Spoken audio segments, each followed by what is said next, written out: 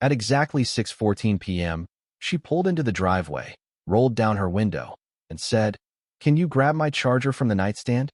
No hug, no smile. Just a casual favor like she'd gone out to grab groceries and not spent 4 nights in New Orleans with a man whose name I still didn't know. I didn't ask questions. Not that evening. I just walked upstairs, past the unmade bed, and stared at the charger for a few seconds. Not because I didn't know what to do, but because her hairbrush was gone. Her lavender perfume. The canvas bag she kept tampons in. All gone. She'd left the charger on purpose. When I returned and handed it to her through the open window, she didn't even say thanks. She just muttered, "We'll talk after I shower." And then she added the sentence that stuck in my skull like a nail behind the eye. "Let's fix this after my trip." Except the trip was already over. At least the one I knew about. See, 3 days earlier, I'd gotten a message on my old Facebook account. A name I didn't recognize. No photo. The message just said, "You deserve to know the truth. Room 317. Maison d'Orleans Hotel. 8:45 p.m. Bring a jacket." I almost deleted it. Thought it was a scam. But something inside me, a hollow, unsettled ache, told me not to. That night, while she thought I was at my brother's fixing his broken dryer, I boarded a red-eye flight to Louisiana with shaking hands and a prepaid Visa card. What I saw through the half-closed blinds of room 317 is the kind of thing your brain tries to protect you from. The way she moved, the way she laughed, the way she looked at him like I had never existed. I didn't barge in. I didn't film it. I didn't scream or knock or threaten. I just watched. And when I returned home the next day, I laid a single envelope on the dining table. Inside was a folded napkin from the hotel bar with her lipstick print still on it. She never mentioned it. She packed up quietly 2 days later under the excuse of needing space. Said she'd be going back to New Orleans to figure herself out. That was the last real sentence she said to me. So now here I sit. 6:14 p.m. again. Same driveway. Same charger. Same window rolled down. Except this time, I'm not handing her anything. Because while she thought she was buying herself time, I was selling the house. While she thought I was stuck in shock, I was emptying the joint account. And while she thought we'd fix this after the trip, I made absolutely sure there'd be nothing left to fix. The first night without her was quiet in all the wrong ways. Not peaceful, empty. No hairdryer humming behind a half-closed door. No sound of her mismatched slippers scuffing across the hardwood. Just the cold buzz of the fridge and the irritating tick of the kitchen clock she bought on sale last fall.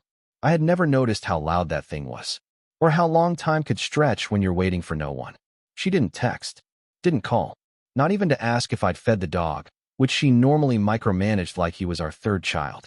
The silence confirmed something that I think I already knew the second she drove off. She hadn't left for space. She'd left for him. Tobias, maybe. Or Zach. Or the tattooed guy from room 317, whose name I still hadn't uncovered. But now I didn't care what his name was. I cared what hers was, who she had become, and most importantly, what she thought she was coming back to. Because she was coming back. She left her favorite boots, her yoga mat, her high-end curling iron. Things a woman doesn't forget unless she intends to return. That wasn't an accident. That was insurance. She thought she could just drift back into this house like it was her safety net, like I'd just be waiting here, frozen in limbo, with the lights on and dinner reheating. She was wrong. I spent the next few days surgically unraveling our shared life, thread by thread. Canceled the joint insurance plan. Took my name off her car registration. Shut down the grocery delivery account and changed the password to the security system. I started with the little things. The conveniences she wouldn't notice missing until they were already gone. Death by 1,000 clicks and cancellations. I even made a spreadsheet. Not out of spite, out of necessity. I wanted no mistakes. No loose ends. If she ever walked through that door again, I wanted her to feel what I had felt. Invisible. Unnecessary. Out of place in a life that no longer had a shape molded to her. It wasn't until day 4 that she texted. The message was short. No greeting, no emojis. We should talk soon. Maybe next weekend. I stared at the screen for a long time. My fingers hovered over the keyboard, trembling slightly, not with sadness, but with something I couldn't quite name. Maybe power. Maybe resolve. Maybe it was the echo of a man I used to be, gasping his last breath before I buried him once and for all. Instead of replying, I screenshotted her message, printed it out, folded it once, and slid it inside the same envelope that had once held the napkin. I wrote her name on it, all caps. Then I drove to the post office, mailed it to her parents' address, the one she never updated on our tax documents. I didn't reply because I had nothing left to say, but she did. The next day, she called 3 times. I let it ring. On the 4th attempt, I picked up and said only 3 words. "You shouldn't come." She paused, clearly caught off guard. Then, with that voice she always used when trying to sound calm while controlling the narrative, she asked, "What do you mean? I thought we agreed." I cut her off. "No, you agreed with yourself. I just didn't argue." Her voice shifted, first confusion, then the low tremble of anger barely restrained. "Daryl, what are you doing? This is our marriage. We've been through worse." "No," I said. "You've done worse." I just finally opened my eyes. And then I ended the call. The silence that followed didn't feel hollow this time. It felt clean, like the first breeze through a cracked window after a long, stale winter. And for the first time in years, I realized something wild. I wasn't afraid of losing her. I was afraid of finally admitting I should have done it a long time ago. The strange part wasn't that she came back. It was how casual she made it seem. No apology. No explanation. Just a text on a Tuesday afternoon that read, "Be there Friday. We need to talk in person." As if this was a board meeting she could reschedule, not the wreckage of a life she had detonated. I didn't reply. I didn't clean the house. I didn't even move the envelope from the dining room table, the one with her lipstick-stained napkin, her printed message, and a receipt from the hotel bar she left her earrings in. I had folded them all together like a homemade obituary for the marriage she buried in that room. Friday arrived like a threat. Rain fell sideways, the kind that taps hard on the windows like it's demanding entry. She pulled into the driveway at 6:02 p.m., 25 minutes earlier than she said, because she always wanted the upper hand in timing. But this time, she didn't come to the door. She just sat in the car. I watched from the upstairs hallway where I knew the curtain never cast a shadow. She stared at the house like it didn't belong to her anymore. Because it didn't. Her name wasn't on the deed anymore. The utilities were all under mine. Even the mailbox bore just a single nameplate now. She wouldn't know any of that yet. But she would. After 5 minutes, she stepped out of the car wearing the same long gray coat she'd worn to the airport. The one I used to love. It looked heavier now. Or maybe she did. She rang the bell, then again 30 seconds later. I didn't answer. I wanted her to feel the weight of the silence she'd planted between us. She called my phone. Twice. I let it buzz on the counter. Then, she finally knocked. Not hard. Just once. Like she didn't want to wake something. Like she didn't want the house to answer. And still, I stayed hidden. Because this wasn't her house anymore. The funny thing is, she had no key. She hadn't even noticed I swapped the locks 2 weeks ago. I'd called it a security upgrade on the email I sent to our joint account before I quietly closed it. Her access to the house was the same as her access to my trust. Revoked? When she walked back to the car and drove off, no drama, no breakdown, I knew what was next. She wasn't the screaming type. She was strategic. She'd pivot, reframe, recast herself as the one abandoned. She'd call friends, twist timelines, say she tried to repair things, but I was too angry, too cold, too proud. I didn't care. Because that weekend, the final puzzle piece fell into place. I got a call from a number I didn't recognize. Normally I wouldn't answer, but I had a hunch. A deep, ugly hunch. "Is this Daryl Easton?" a man asked, calm and polite. "Who's asking?" "This is Greg Holton. I guess you'd call me Lena's friend. I think we need to talk." I walked outside and stood in the rain without a coat. "Why?" I asked flatly. There was a pause, a soft breath. And then, "Because she's lying to both of us." Greg told me everything. He wasn't the guy from room 317. He was someone else entirely. Someone she had dated months ago, while still living here. They met at some retreat in Arizona. She told him she was separated. Said I was emotionally distant. Cold. Controlling. She even told him I had cheated first. I laughed. Out loud. In the rain. "She told you I cheated?" "Yeah," Greg said. "She cried when she said it." I believed her. Well, I didn't cry when I found her in bed with someone else. But I have the receipt to prove it. Greg cursed under his breath. "I just thought you should know. She's been running the same story on different people. You're not the only one she's burning bridges with." That call confirmed it. She never wanted to fix anything. She just didn't want to be the one left behind. But this time she was. By Monday morning, she started showing up. Not knocking. Not texting. Just showing up. The first time, she stood across the street, pretending to check her phone while peering through the living room blinds. The second time, she parked down the block and waited. Watched. Sat there like some feral memory waiting to be invited in again. I didn't budge. She finally approached the front porch on Wednesday. I was in the kitchen, brewing coffee, when I heard the low creak of the wooden step she used to always complain about. That board's going to snap one day, she used to say. It never did. But something else did, her pride. She rang the bell, but I still didn't answer. Then came the envelope. Slid through the mail slot like an apology disguised as paperwork. Inside, a handwritten letter, long, overly thoughtful, drenched in, I didn't know what I was doing, and I was confused, and you were just so distant. Classic. She was rewriting history with the elegance of someone who'd done it before. She didn't ask for forgiveness. She asked for understanding, which is worse, because it pretends to be humble when it's really just a strategy. She ended the letter with, "We can still talk this through, after the dust settles. I haven't stopped loving you." I poured coffee directly onto the page.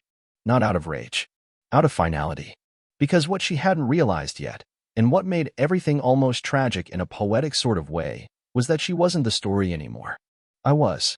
See, the night before she first reappeared, I did something unexpected. I went to dinner. Not a date. Not a rebound.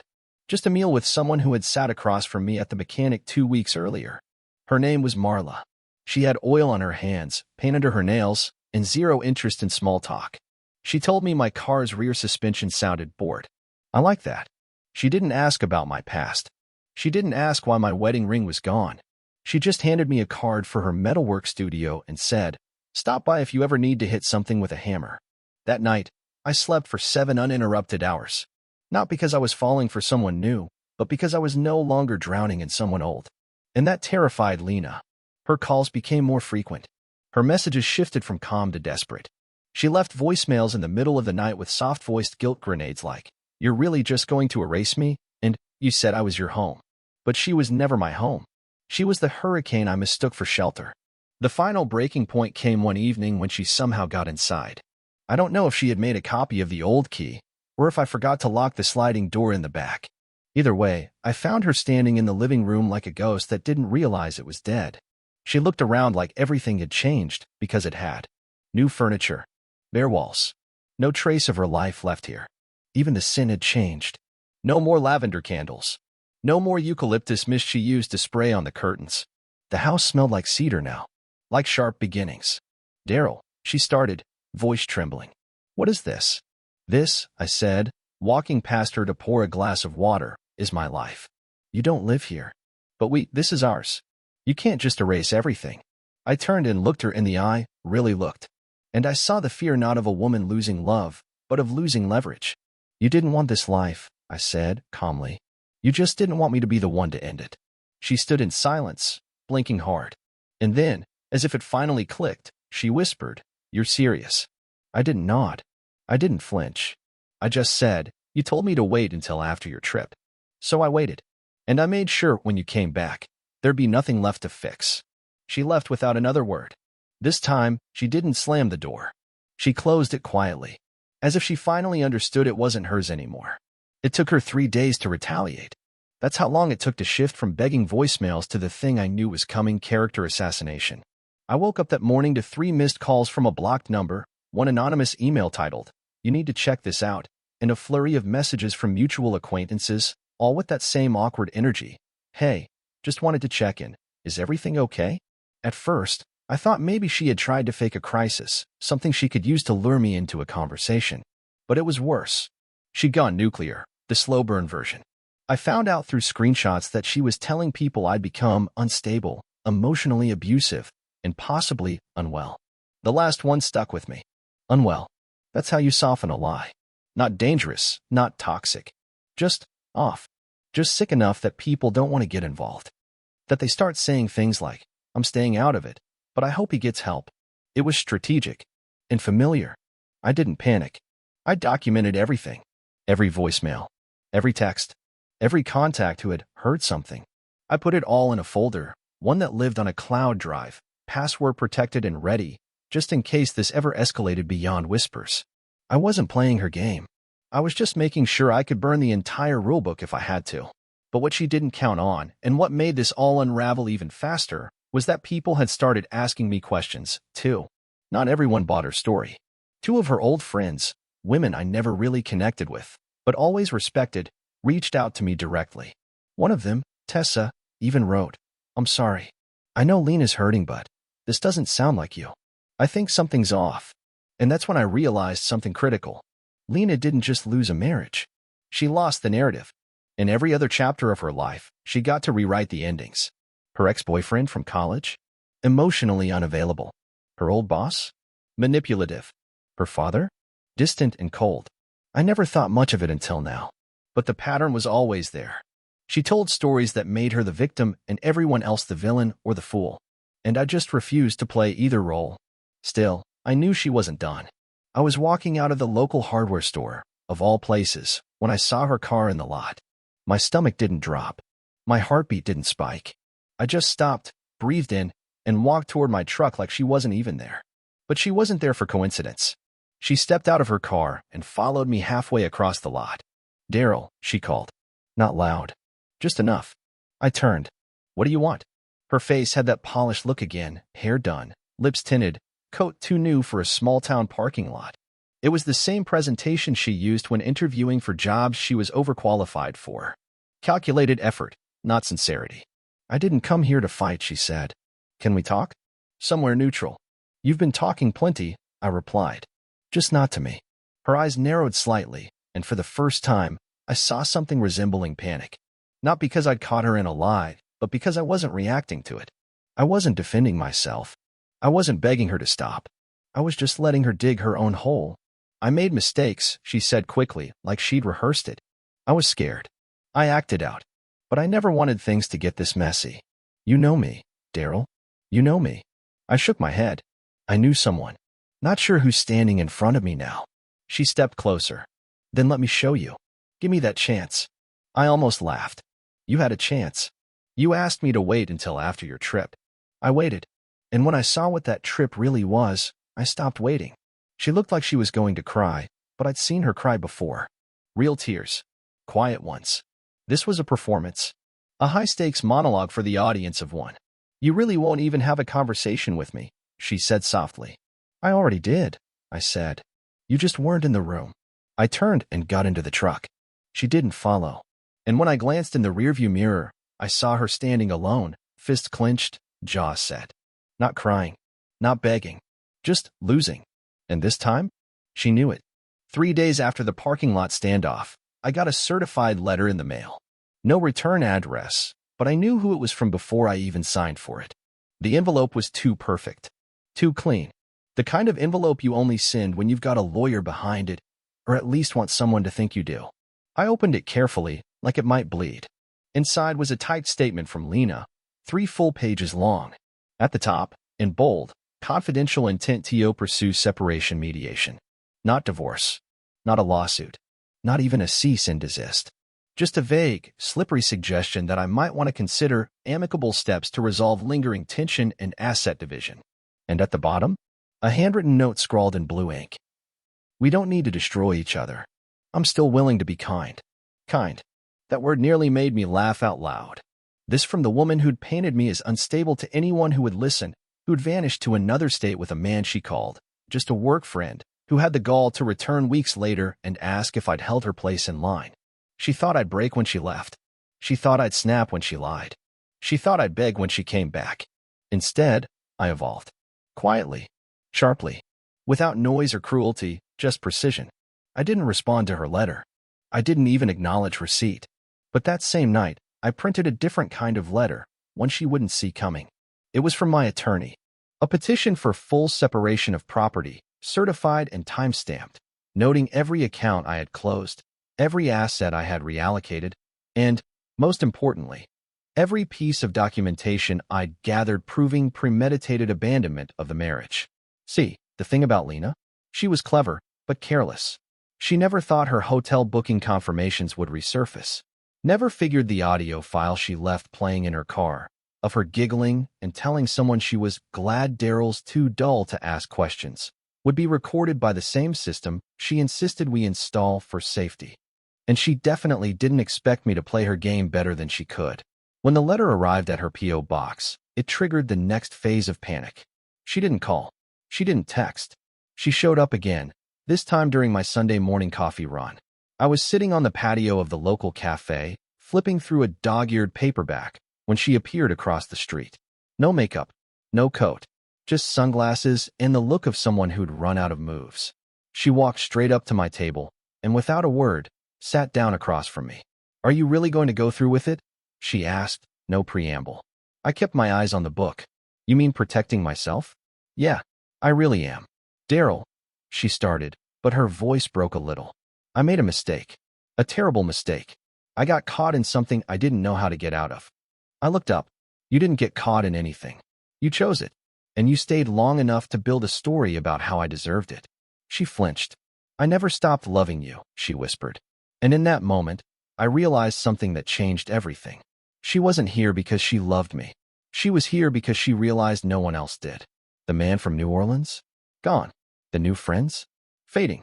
The ones she'd lied to on her way out? They'd gone quiet. The people she expected to back her up? They didn't pick sides because they didn't want to be used next.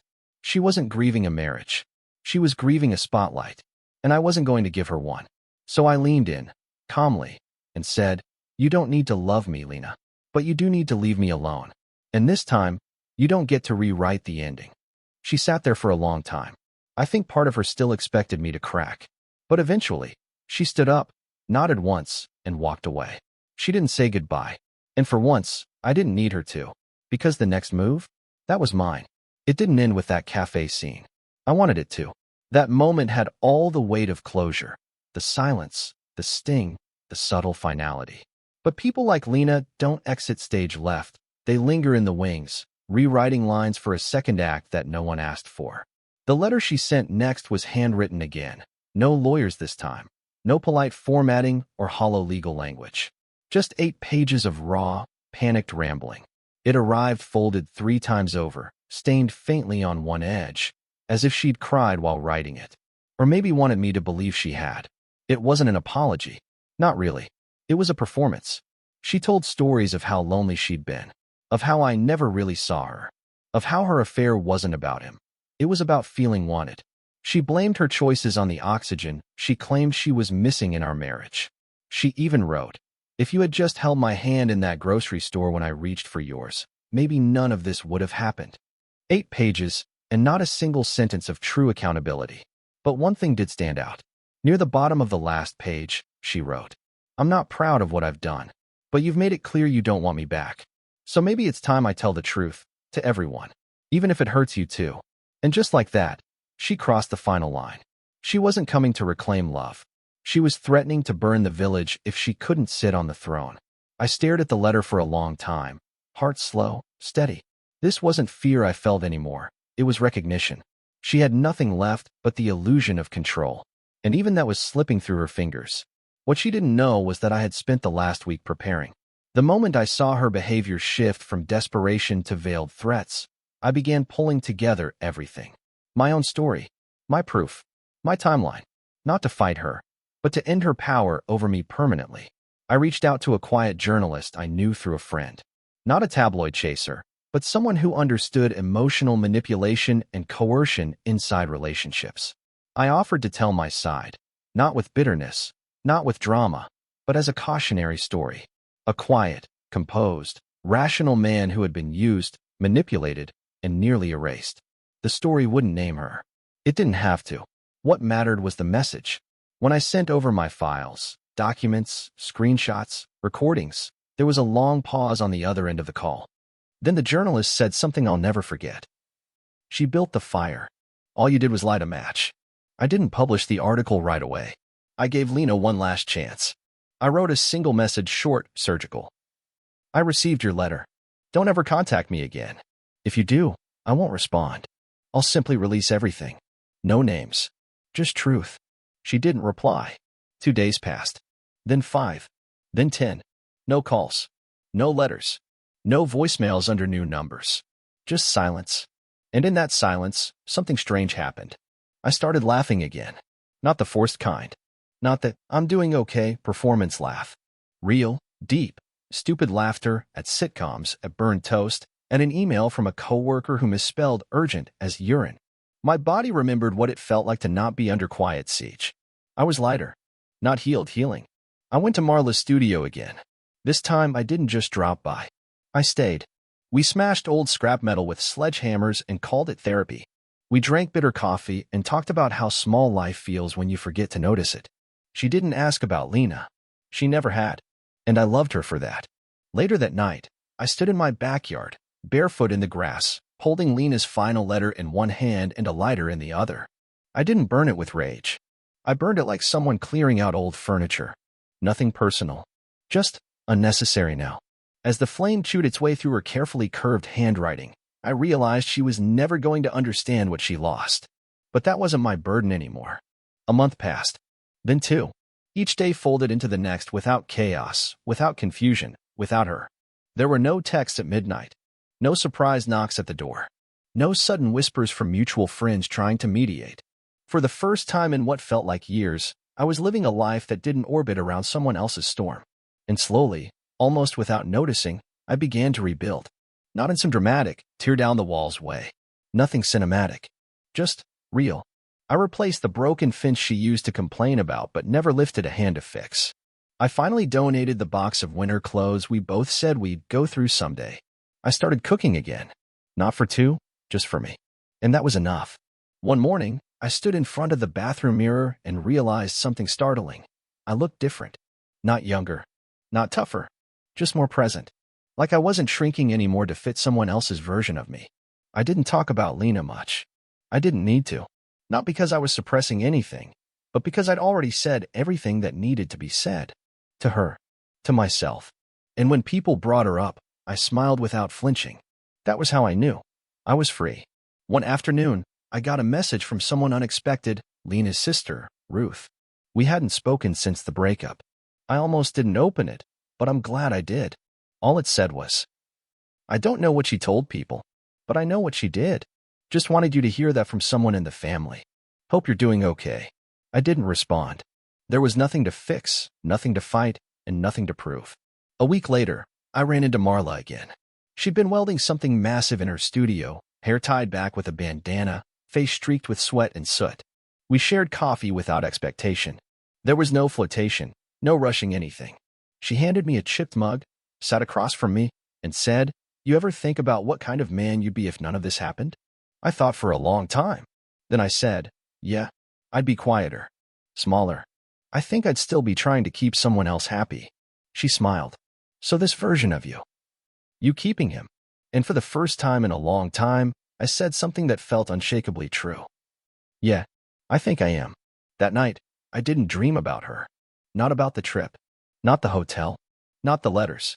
Not even the charger she left behind. Instead, I dreamed about a version of my life that was finally mine again.